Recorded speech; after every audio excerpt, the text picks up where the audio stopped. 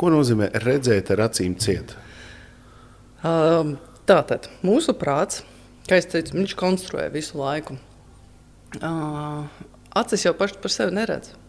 Viņas tikai laiž cauri kaut kādus noteiktus informācijas signālus. Viņas iedod viņas smadzenēm, smadzenes uzkonstruē bildes.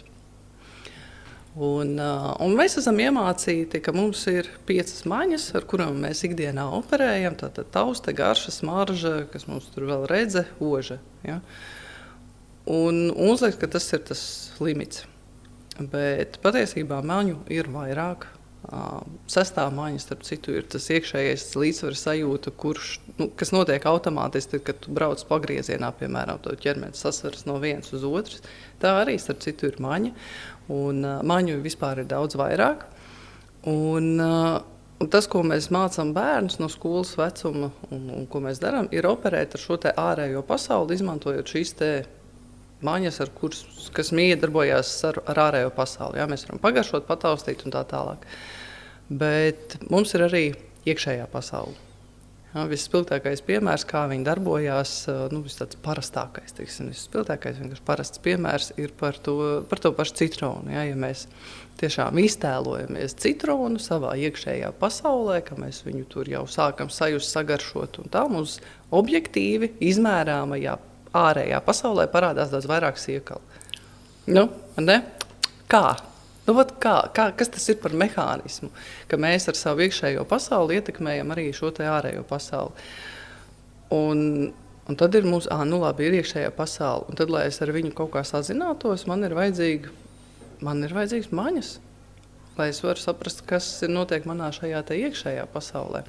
Un man nav daudz skaidrs atbildes uz visiem. Man ir pašai daudz vairāk jautājumu nekā atbildes visā tajā, bet es eju metos tajā iekšā, man ir ļoti interesanti. Un jā, es esmu nokļuvusi līdz tam, ka tu vari nokļūt, arī pieaugušais cilvēks var nokļūt šajā stāvoklī, kur viņš ir kontaktā ar citām maņām, savās smadzenēm, kur mēs noņemam nost acis, kā aiztaisam viņas ciet ar tumšām, ar melnām plastikātu brillēm. Un informācija tiek uzņemta, un ir bilde, veidojās tā kā lodziņi, un ļoti interesanti, kādam te acu priekšā, kādam šeit, kādam sānos, kādam pat aiz muguras, un varās vaļā tie lodziņi, un cilvēki redz. Reāli redz, viņi lasa, mēs taisam šķēršļu joslas, mēs ejam uz priekšu šajā. Un arī pieaugušies pat mēģinu sev šo te atklāt. Un tas ir tāds ienirt atkal iekšā šajā te nezināmajā, šajā iekšējā pasaulē. Man patīk šī doma par to, ka mūsu fiziskais ķermenis tas ir kā portāls starp šo te iekšējo pasauli un ārējo pasauli. Un kādā veidā notiek šīs te miedarbības, tas ir man šobrīd tāds izpētes lauks, kas man ir tāds garšīgs un zinkārīgs.